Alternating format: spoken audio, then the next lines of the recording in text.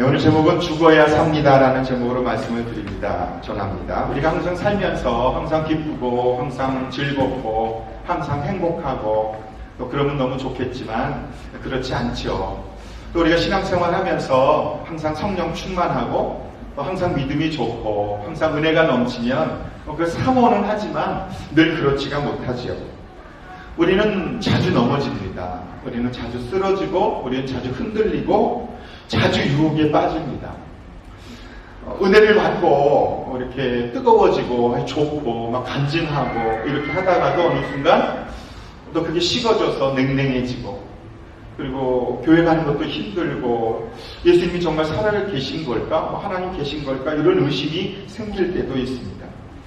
이렇게 우리의 신앙생활이 엎치락 뒤치락 하는 그것에 대해서 너무 속상해하지 말아야 합니다.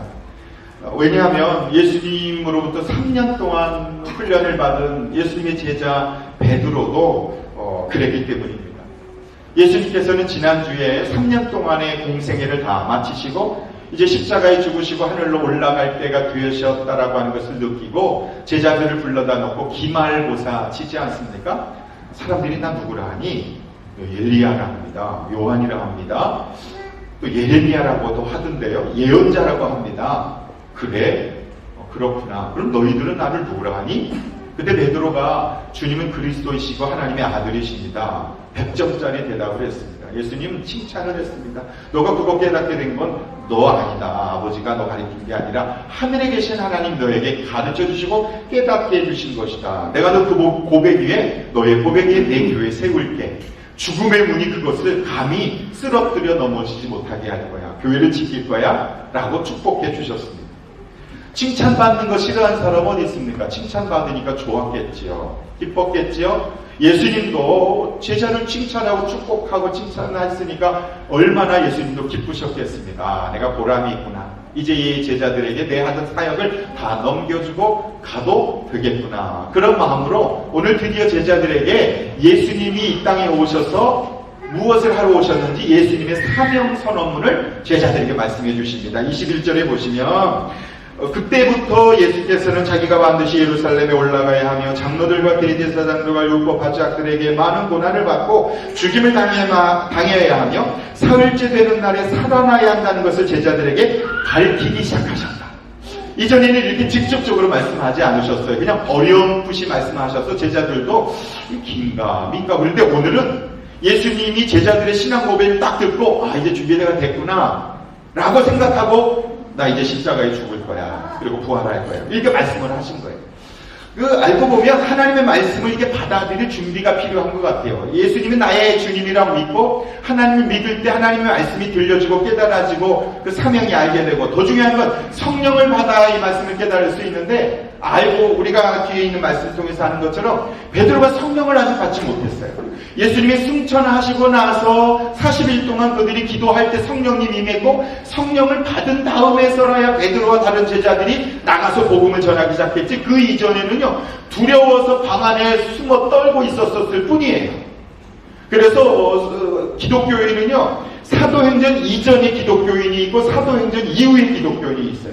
그러니까 사복음서 기독교인이 있어요. 그러니까 성경 알아요. 예수님 십자가에 죽으시고 부활하신 거 알아요.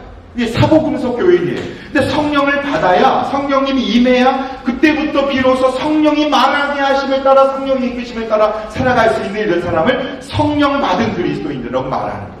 그래서 성령을 받지 아니하면 성령이 임재하지 아니하면 베드로같이 이렇게 이야기할 수 있어요. 예수님께서 이렇게 난 십자가에 죽을 거야 이렇게 얘기했는데 성령을 받지 못해서 이것이 깨달아지지 못한 베드로는 어떻게 예수님께 반응하는가? 22절을 보십시오. 이에 베드로가 예수를 따로 붙들고 주님 안 됩니다. 절대로 이런 일이 주님께 일어나서는 안 됩니다. 하고 말하면서 예수께 어떻게 했다고요? 베드로가. 여기 보면 붙들고 예수님을 따로 붙들고는 예수님을 끄잡아 땡겨서 붙들고는 예수님을 움켜쥐었는데 이 붙들고의 단어는 역대상에 보면은요 하나님의 법궤가 수레를 싣고 이렇게 가다가 소들이 이렇게 뛰니까 그 법궤가 하나님의 말씀이 법궤가 떨어지려고 하는 것을 옆에 있던 우사라는 친구가 소들을 확 잡았어요. 그때 붙잡다예요. 이 뜻은 떨어지려고 하는 것을 붙잡다가 아니라 손 아래 두다 그런 뜻이에요.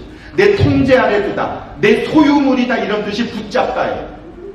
그래서 웃사는 그 자리에서 죽임을 당했죠. 아니, 하나님의 말씀이 어떻게 자기 통제 아래 있어야 합니까? 근데 베드로가 지금 그러는 거예요. 예수님을 따로 붙들고 손 안에 두고 예수님을 자꾸 흔드는 거예요. 내 통제를 따라야 됩니다. 내가 시키는 대로 해야 됩니다. 절대로 그런 일을 해서는 안 됩니다.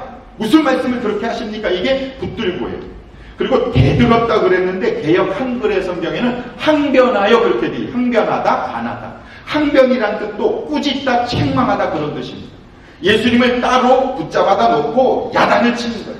책망하는 거예요. 이게 지금 베드로가 하고 있는 모습이에요. 그런 베드로에 대하여 예수님께서는 23절에 예수께서는 돌아서서 베드로에게 말씀하셨다. 사탄아, 내 뒤로 물러가라. 너는 나의 걸림돌이다. 너는 하나님의 일을 생각하지 않고 사람의 일만 생각하는구나. 사실 베드로가 사탄이란 말이 아니라 사탄이 베드로를 통하여 예수님을 넘어지게 하려고 하는구나. 예수님이 그렇게 말씀하시는 거예요. 사탄은 하나님의 뜻을 가로막을 때 사탄이 직접 하기도 하지만 대부분은 사람을 통해서 우리들이 하나님의 뜻을 이루지 못하도록 방해합니다. 왜냐하면 정면으로 했다가는 성공할 수 없다는 것을 알기 때문에 그렇습니다. 조금 전까지만 해도 예수님 베드로를 향하여 너 반석이야, 너 믿음 대단히 좋아, 이렇게 칭찬을 받았습니다. 근데 지금은 너 걸림돌이야, 바닥으로 추락해버리고 말았습니다. 순식간. 물론 예수님을 너무 사랑했기 때문에 베드로는 그랬습니다. 만약 여러분 가족 중에 어떤 분이 나 이제 못 살겠다, 힘들어서, 몸이 아파서 내가 죽고 싶다, 이렇게 말하면 뭐 그렇게 하시든지, 이렇게 얘기할 사람이 어디 있습니까? 말려야죠. 운동하셔야죠. 열심히 일어나서 드시고 약 드시고 활동하시고 산책하시고 그래야죠. 그런 말씀 하지도 마세요. 그리고 말씀드리지 않겠습니까? 여러분 부모님이 만약에 그렇게 한다면 늙으면 죽어야지, 그러면 그렇게 하시죠. 이렇게 말하면 누가 좋아하시겠습니까? 그건 말리는 거예요. 지금 예수님을 너무 사랑하기 때문에 그렇게 이야기한 거예요. 그러나 베드로는 인간적 생각에 사로잡혀서 하나님의 계획을 가로막고 있다는 사실을 자기 자신도 몰라요. 그래서 사탄아 물러가라, 예수님 말씀하신 거죠. 그럼 어떻게 하면, 오늘 말씀을 통해서 우리가 듣게 된 첫 번째 음성은, 그럼 우리가 어떻게 하면 사탄에게 이용당하지 않고 끝까지 하나님의 말씀에 사로잡혀 주님의 뜻을 이루는 그런 삶을 살아갈 수 있을까요? 어떻게 하면 그렇게 할 수 있을까요?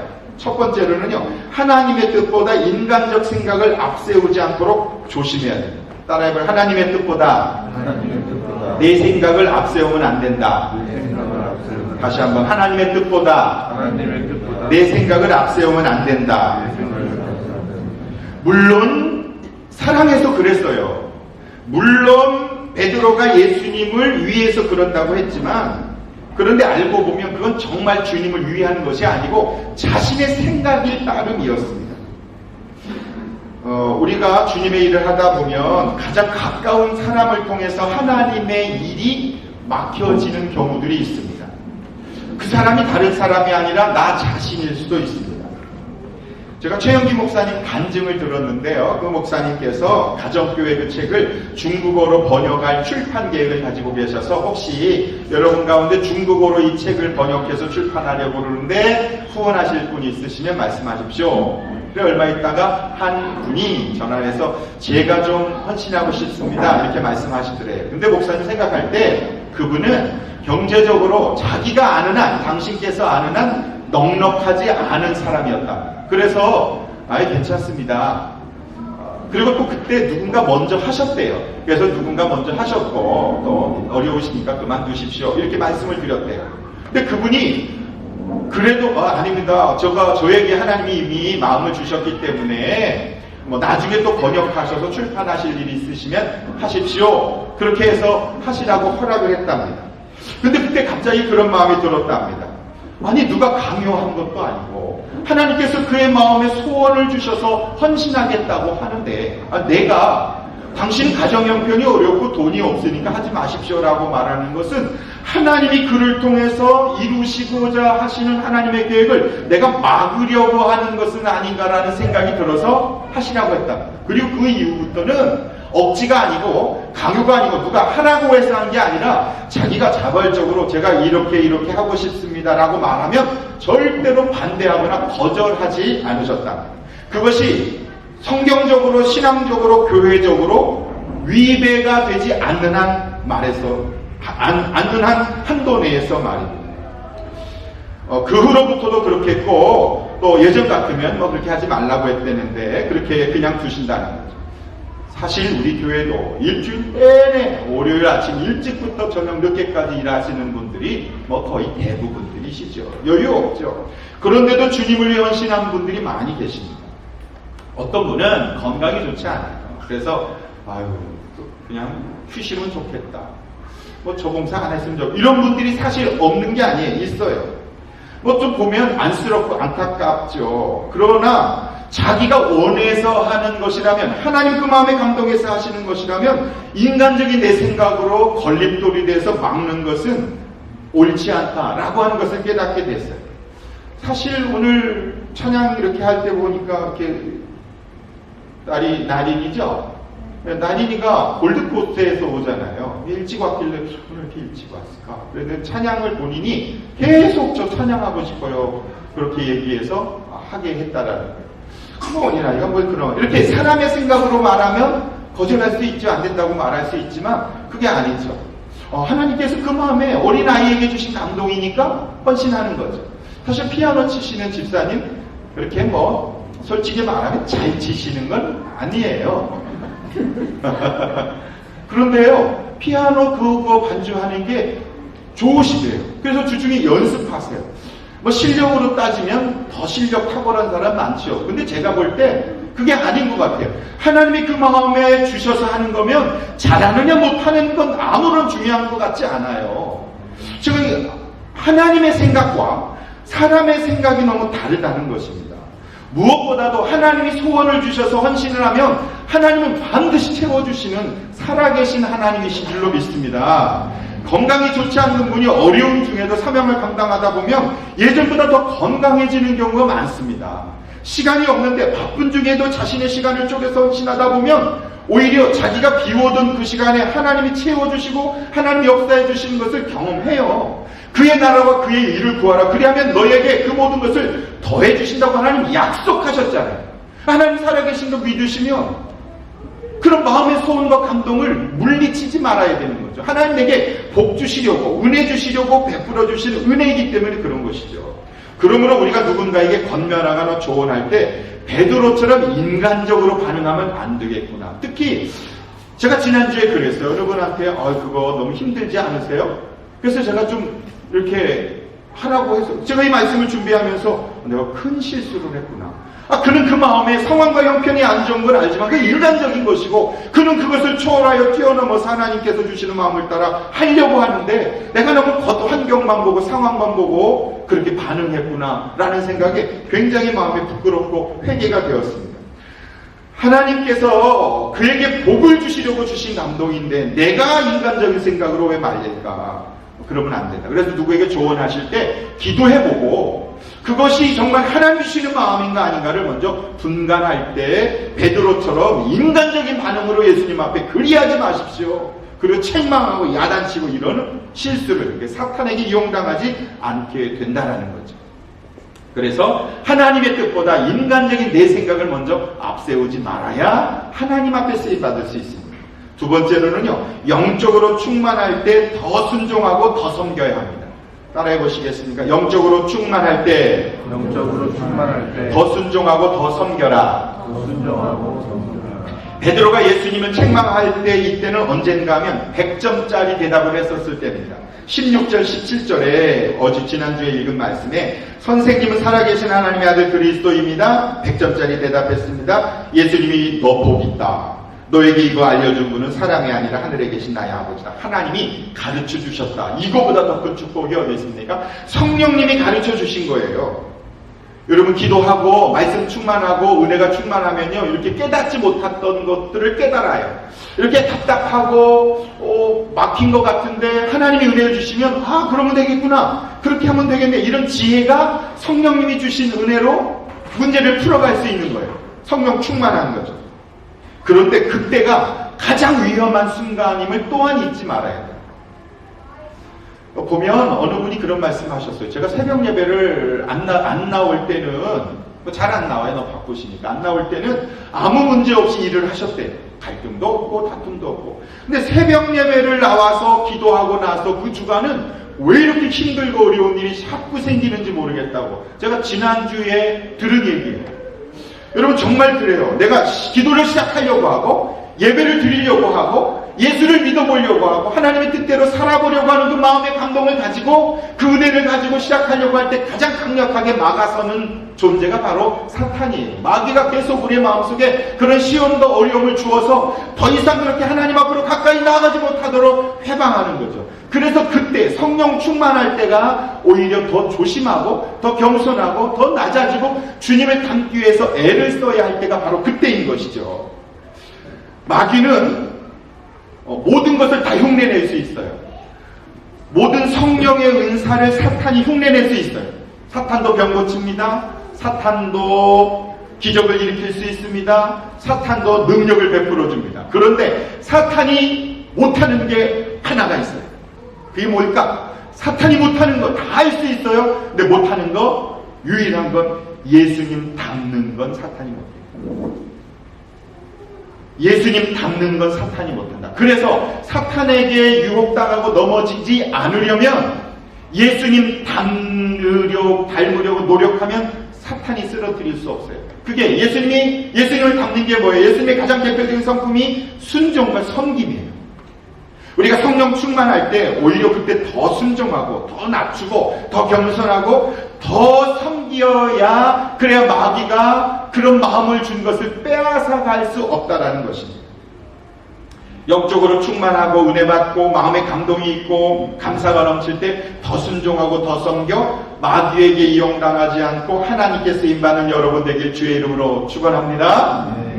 세 번째, 우리가 어떻게 하면 하나님께 쓰임받고 마귀에게 이용당하지 않을까요? 예수님처럼 죽어야. 따라해요. 예수님처럼 죽어야 한다. 24절에 그때 예수께서는 제자들에게 말씀하셨다. 누구든지 나를 따라오려거든 자기를 부인하고 제 십자가를 지고 나를 따라오너라. 십자가를 지고 나를 따라오너라. 여러분 십자가는 목걸이가 아닙니다. 십자가는 그냥 나무가 아니고요. 처형 틀입니다. 노예들 가장 잔혹한 사형 도구가 십자가입니다. 그래서 이 십자가 사형을 받는 죄수들의 독특함은 다른 도구들은 다 준비해놓고 교수형을 하던 이렇게 사형을 하는데 십자가형만은 자기의 십자가를 자기가 지고 가서 그 십자가 처형하는 장소에 갖다 놓고 거기에 자기가 못을 박혀서 죽도록 했습니다. 왜냐하면 사람들이 그 모습을 보고 두려움을 느끼도록 하기 위해서 로마 사형법이 그런 것이에요. 그래서 자기들이 로마 국민들이 로마 통치자가 황제가 자기가 통치하고 있는 나라의 백성들에게 두려움을 주고 너희들 꼼짝 못하게 하기 위해서 죄수가 발견이 되면 그 죄수에게 십자가 언도를 내리며 자기의 십자가를 자기가 지고 가는 그 쓰러지고 넘어지는 그 모습을 보면서 사람들은 말합니다. 저 사람 죽었구나. 십자가는 곧 죽음과 연결이 됩니다. 십자가형을 언도받고 살아난 사람은 한 명도 없습니다. 그걸로 끝입니다. 그래서 예수님께서는 제자들에게 누구든지 나를 따라오려거든 내 제자가 되려면 너의 십자가를 지고 나를 따라오느라, 이 말씀은 이거 들고 따라오라는 얘기가 아니라 죽어라 그 뜻이에요. 죽어라. 너 내 제자가 되길 원하면 죽어야 해. 지금 그 말씀을 하고 계신 거예요. 왜 예수님은 우리에게 죽으라고 하시는 것일까요? 그 이유는 죽어야 생명을 얻을 수 있기 때문에 그런 거예요. 죽어야 생명을 얻는다. 따라해봐. 죽어야 생명을 얻는다. 26절을 보십시오. 26절에 사람이 온 세상을 얻고도 제 목숨을 잃으면 무슨 이득이 있겠느냐? 또 사람이 제 목숨을 되찾는 대가로 무엇을 내놓겠느냐? 쉽게 말하면 죽음은 무슨 소용이 있어? 좀 말씀하시는 거예요. 죽음은 무슨 소용이 있어? 그럼 비행기 탈 때도 살아서 타는 사람은 승객, 비행기 탈 때 죽어서 타는 사람은 화물입니다. 죽은 사람 시신은 승객실에 들어가지 않고 화물칸으로 내려갑니다. 그래서 승객실을 타고 갔다가 화물칸으로 오는 경우들이 많이 있습니다. 여러분, 사람은 살아있을 때, 생명이 있을 때 사람입니다. 목숨이 있어야 승객으로 취급받을 수 있습니다. 목숨이 없으면 화물, 소울입니다. 우리 인생이 연습이 있으면 좋겠지만 인생은 연습이 없습니다. 오직 한 번뿐입니다. 이 말은 너의 목숨은 한 번 지나가면 없어지면 죽으면 그걸로 끝이다. 바꿀 수 없다. 너가 무엇을 내놓는다고 하여 너의 생명을 다시 찾을 수 있겠느냐? 목숨이 생명이 그렇게 중요하다. 그 말입니다. 그러나 예수님께서 말씀하시는 이 목숨은 지금 우리의 생명을 말씀하시는 것이 아닙니다. 25절 말씀을 보시겠습니까? 누구든지 자기 목숨을 구하고자 하는 사람을 잃을 것이요 나 때문에 자기 목숨을 잃는 사람을 찾을 것이다. 여기 목숨이라고 하는 단어를 영어 성경엔 soul 그렇게 있습니다. soul, 영혼. 또 다른 의미로 이 soul, 이 목숨이라고 하는 단어는 보람 있는 인생, 가치 있는 인생, 구원받은 인생, 영생의 삶을 사는 인생이 이 목숨이라는 뜻입니다. 그러니까 아무나 살아있는 사람이 목숨이 아니고 구원받은 생명, 영적으로 하나님께서 체험하는 그런 하나님이 기쁨과 은혜와 누리는 인생, 이게 여기에 나오는 목숨입니다. 그래서 누구든지 자기 목숨을 구하고자 하는 사람을 잃을 것이요. 여기 보면 자기 목숨이에요. 이 자기 목숨은 그러니까 이 세상에서 내 힘으로, 내 능력으로 자기의 보람, 자기의 만족, 자기의 행복을 구하는 사람은 잃어버릴 것이요. 그런 행복은 구할 수 없다는 거죠. 예수님 때문에 자기 목숨, 그 내 기쁨, 내 만족, 그리고 내가 누리려고 하는 행복을 잃어버리면 찾을 것이다. 그것을 얻을 것이다. 그렇게 말씀하시는 거예요. 25절과 26절의 목숨이라고 하는 것을 반복해 나가시면서 예수님 무엇을 말씀하시고자 하시는 것이냐 하면 너희가 이 세상에서 그 목숨, 이 세상에서의 만족, 기쁨, 쾌락, 욕망, 즐거움을 얻으려고, 행복하려고, 인생의 의미를 찾으려고 너가 스스로 노력하면 노력할수록 그것은 얻을 수 없다. 그러나 나 때문에 예수님을 위하여 너가 얻으려고 하는 그것을 내려놓으면, 그것이 죽으면, 너의 자아가 죽으면, 너의 욕심이 죽으면 그것은 얻게 될 것이다. 허락해 줄 것이다. 그러면 행복이 찾아올 것이다. 예수님 지금 그렇게 말씀하고 있는 거예요. 마치 이순신 장군이 남은 배 12척을 가지고 수많은 일본군 앞에서 죽고자 하는 자는 살고 살고자 하는 자는 죽을 것이다. 이렇게 얘기하며 죽기를 각오하고 싸우면 목숨을 건질 것이다. 그래서 12척으로 이기지 않았습니까? 그런 것처럼 오늘 우리가 이 세상에서 내가 나 살려고, 그리고 나 행복하려고, 나 즐거워하려고 이렇게 살면 하나님이 주시는 영생, soul, 그 기쁨, 하나님의 참된 인생의 의미를 얻을 수 없다. 그러나 나를 위해서 그 너의 모든 행복, 너의 추구하고자 하는 것을 내려놓으면, 그것이 죽으면 그러면 그것을 허락해 줄 것이다. 하나님 그렇게 지금 예수님 말씀하시는 거예요. 즉 행복하게 되려고 하는 사람은 불행해지고, 나의 행복을 포기하고 이웃을 위해 살면 행복해진다. 예수님 지금 그 말씀을 하고 계십니다. 요즘의 시대를요, 미국 작가 톰 울프는 미 제네레이션이라고 불렀어요. 미 제네레이션. 미, 나. 자기밖에 모르는 세대가 미 제네레이션입니다. 자기 주장이 너무 강해요. 자기 중심적으로만 생각하고 나밖에 모르는 세대 미 제네레이션입니다.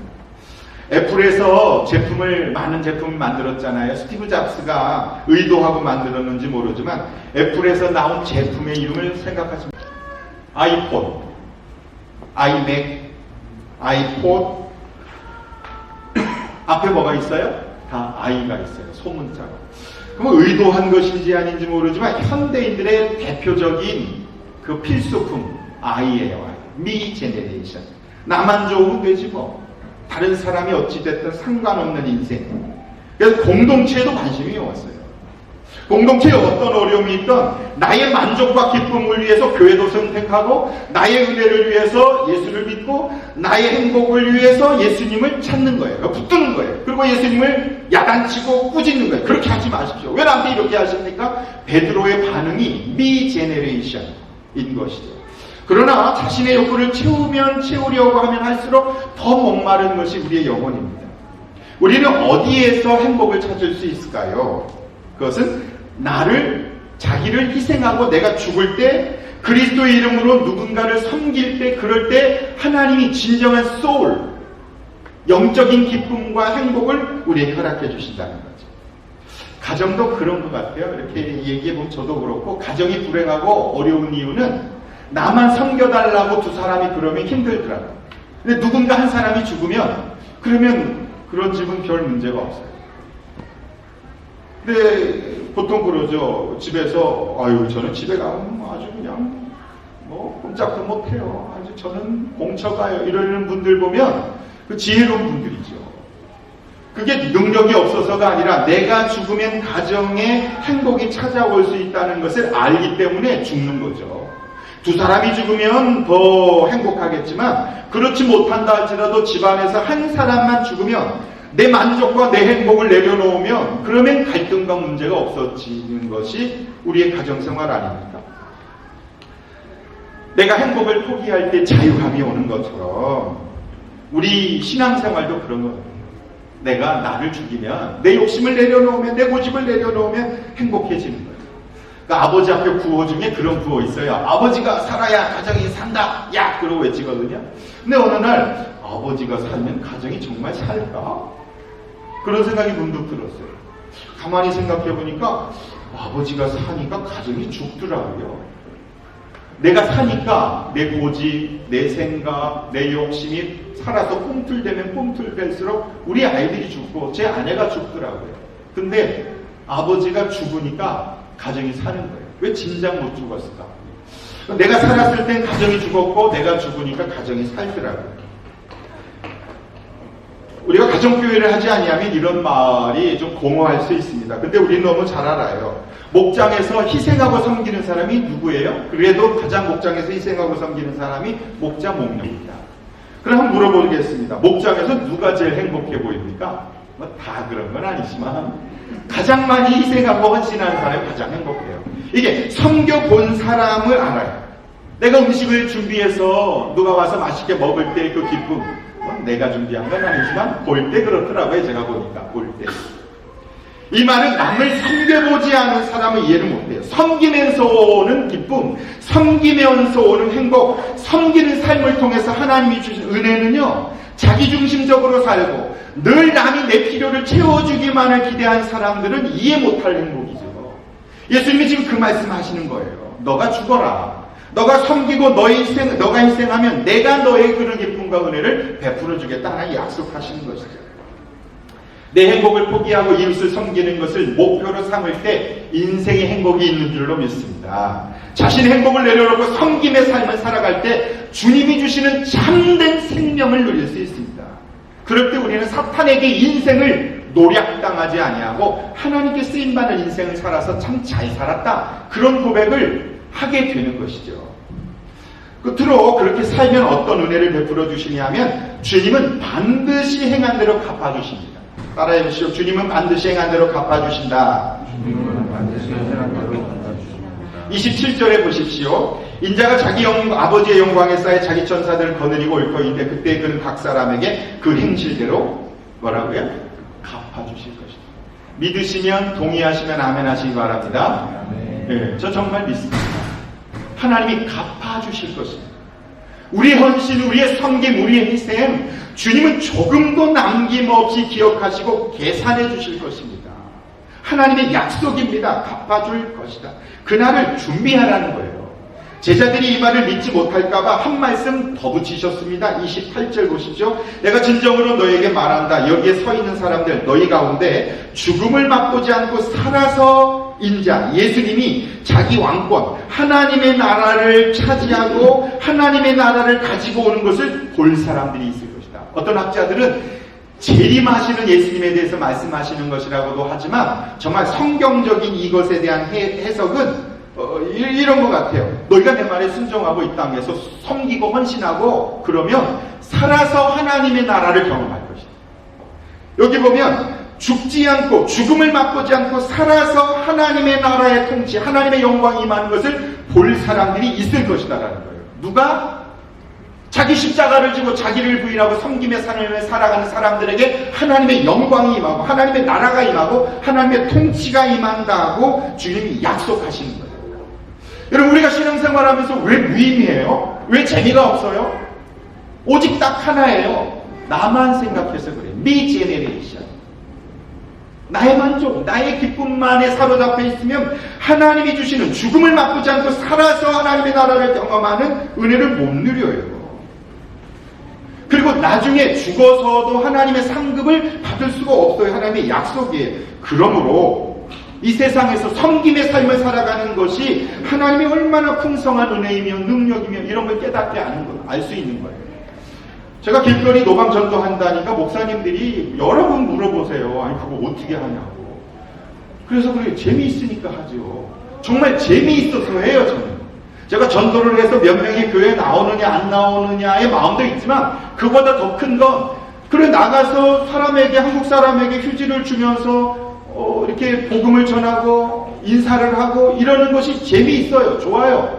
물론 가끔 힘들고 어려워서 이렇게 거절당한 그럴 때도 있지만 그래도 좋아요. 그게 하나님이 주시는 기쁨과 은혜가 없으면 할 수가 없어요. 억지로는 안 되는 거거든요. 그래서 말이죠. 우리가 많은 경우 천국에 대한 상급을 기대하지 않고 인생을 살아가는 것 같아요. 왜 그런가? 아직 예수 믿기 전의 인생관에 사로잡혀 있어서 그래요. 예수 믿기 전의 인생관이 뭐냐 하면 예수 믿지 않는 사람들은 우리의 인생을 일생이라고 생각해요. 뭐라고 한다고요? 일생. 예수 믿는 사람들은 일생이 아니에요. 예수 안 믿는 사람은 인생은 일생이다. 한 번밖에 없는 거로 태어나서 죽으면 끝이라고 말하지만 그렇지 않아요. 우리 그리스도인들은요 인생은 삼생이에요. 이 세상에 엄마 뱃속에서부터 난자와 정자가 수정돼서 생명체가 되어서 그것도 생명이잖아요. 그래서 10개월 동안 엄마의 뱃속에 있었을 때가 일생이잖아요. 일생, 첫 번째 생. 이 생애 때에 어떻게 엄마가 하느냐에 따라 두 번째 이 생의 삶이 결정되잖아요. 건강한 거 먹고 좋은 거 보고 왜 태교해요? 이 생을 잘 보내게 하려고 그러는 거 아닙니까? 태어났어요. 두 번째 생이 시작되잖아요. 태어나서 자라서 학교 가고 결혼하고 아이 낳고 늙고 병들어 죽는 거 이 생이잖아요. 이 생의 삶을 사면서 3생을 준비해야 되는 거예요. 영생을 준비하는 거예요. 이 세상에서 예수 그리스도를 믿고 섬김의 삶을 살 때 그 3생 영원한 생명 가운데 하나님 베풀어 주신 은혜를 누리며 살아갈 수 있는 거거든요. 그래서 이 세상에서 우리가 어떻게 살았느냐에 따라 미래의 삶이 달라지는 거예요. 영생의 삶이 달라지는 거예요. 아니 은퇴하는 것도 얼마나 준비를 열심히 합니까? 은퇴한 다음에 연금을 뭐 받느냐 못 받느냐 몇 살부터 받느냐 이거 계속 생각하면서 이 생을 마치고 우리의 인생에 완전히 은퇴하고 난 다음에 어떤 삶을 살 것인가에 대해서 왜 고민하지 않을까? 그럼 3생을 준비하셔야 돼요. 이 세상에서 건강하고 몸이 있고 그리고 삶이 있을 때 하나님께서 내게 주신 인생을 행한 대로 갚아주신다는 말씀을 붙잡는 그 인생관이 전환이 필요한 것이죠. 너무 이 세상에만 초점 두지 마시고 큰 안목으로 영혼을 바라보는 그런 신앙생활 할 때 하나님께서는 우리에게 놀라운 은혜를 베풀어 주십니다. 말씀을 마치면서 호주와 하와이 사이에 나우루라는 섬이 있답니다. 여기가 나우루예요. 호주에서 가깝네요. 나우루. 울릉도의 3분의 1이랍니다. 땅크기가 굉장히 작네요. 인구는 10,000에서 13,000명 산다. 산호초에 둘러싸여 있는 섬인데 오랫동안 새들의 천국이랍니다. 하여튼 갈매기들 모든 새들이 여기에 몰려들어서 수백 년 동안 여기에서 똥을 쌌답니다. 정거장과 같은 거. 근데 산호층과 화학작용을 똥이 이렇게 일으키면서 인광석으로 변했답니다. 인광석이 뭐냐면 화학비료를 만드는 아주 중요한 재료가 인광석이랍니다.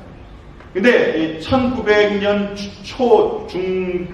초반 때 영연방의 소유였답니다. 호주와 뉴질랜드와 영국이 이 나우루 섬의 광산 채굴권을 가지고 있었는데 놀라운 건 이 나우루에 있던 이 인광석이 금값이래, 금값. 근데 놀라운 건 캐기만 하면 인광석이 쏟아져 나오는 거예요. 땅을 걷어내면 순도 높은 인광석이 끝도 없이 나오는데 기술도 필요 없었답니다. 그냥 캐내면 되는데 모두 다 현찰이었습니다. 나우루 주민들은 일하지 않고 외국인 노동자를 고용해서 채굴해서 그 수입으로 살았답니다. 국민소득이요. 1980년대, 70년대 2만 불이 넘어서 GDP가 세계 1위였답니다. 학교는 무조건 공짜, 의료비 공짜, 1억짜리 집을 국민들에게 그냥 줬답니다. 지금은 아닙니다. 네. 한 번도 외국 나간 적이 없는 사람들이 전세기를 타고 하와이, 피지, 싱가포르 쇼핑 광고하는가 하면 전세기 타고 호주 멜번으로 날아가 럭비 경기 구경하러 다녔답니다. 13,000명.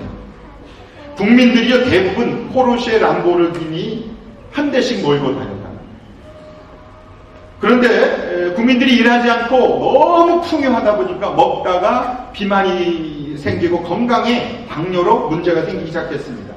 근데 무궁무진할 것 같은 인광석이 바닥나기 시작했습니다. 정부에서 경고했답니다. 우리 일해야 된다.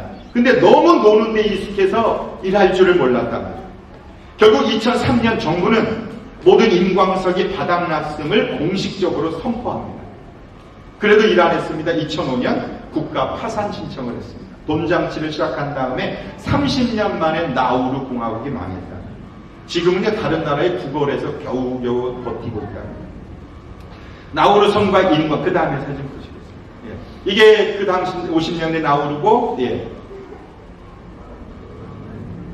지금의 나우루. 그래서 나우루 공화국은 무한한 자원을 30년 동안 낭비하다가 패망한 대표적인 호주 가까이 있는 나라입니다. 전 나우루 성과 인광석 이야기를 들으면서 우리 인생과 똑같다고 생각이 됩니다. 사람마다 자신의 생명이 인광석과 같이 무궁무진할 것이라고 착각합니다. 사람들은 아무리 나이가 들어도 마치 자기가 1000년 만년 살 것이라고 생각합니다. 나이 들어 이제 죽을 때가 되었다라고 말하면, 죽음 이후를 준비해야 된다고 말하면 화를 냅니다. 전혀 죽음을 준비하지 않습니다. 자기는 예외라고 생각하기 때문에 그렇습니다. 그러나 한 사람도 예외 없이 코끝에 호흡이 멈추면 하나님의 심판대에 서야 합니다. 우리의 생명은 이 나우루 공화국의 섬의 인광석과 같이 언젠가 끝이 납니다. 그 끝날 것을 알면 헛되이 보낼 수가 없습니다. 오늘이 나의 삶의 마지막인 것처럼 살아가는 지혜가 필요합니다. 그것은 결국 성령님의 가르침으로만 가능합니다. 사랑하는 여러분, 우리 나우루 섬과 같이 살면 안 되지 않습니까? 내게 주신 그 소중한 인광석들, 보석들, 시간들, 생명들을 통해서 어떻게 살아야 하는지를 생각하며 살아야 우리의 삼생 때 주님이 우리에게 주시는 은혜를 누리며 살게 될 것입니다. 오늘은 성령 강림 주일입니다. 성령님은 우리가 죄인이다라는 것을 가르쳐 주시고, 또 성령님은 우리에게 임하심으로 우리가 하나님의 사람으로 살아갈 수 있도록 힘을 주십니다. 그 성령님의 이끄심에 따라, 인도하심에 따라 내 욕망을 자꾸 주장하지 말고 내 뜻으로 하나님의 뜻을 거두시지 마시고 사탄에게 이용당하는 인생이 아니라 주님께 쓰임받는 저와 여러분 될 수 있기를 주님의 이름으로 축복합니다. 기도하시겠습니다. 이 시간 우리 잠시 동안 우리 조용한 마음으로 함께 기도하기를 원합니다. 어떤 음성을 여러분이 주셨습니까? 그 감동과 결단을 한번 이 시간 주님 앞에 고백해 보시기 바랍니다. 여러분, 결단하지 아니하면 감동은 사라집니다. 한 가지만 한번 좀 결단해 보시기 바랍니다. 그리고 주님 앞에 말씀드려 주십시오. 어떤 인생을 살기를 원하십니까? 남은 인생을 어떻게 주님 앞에 보내기를 원하십니까?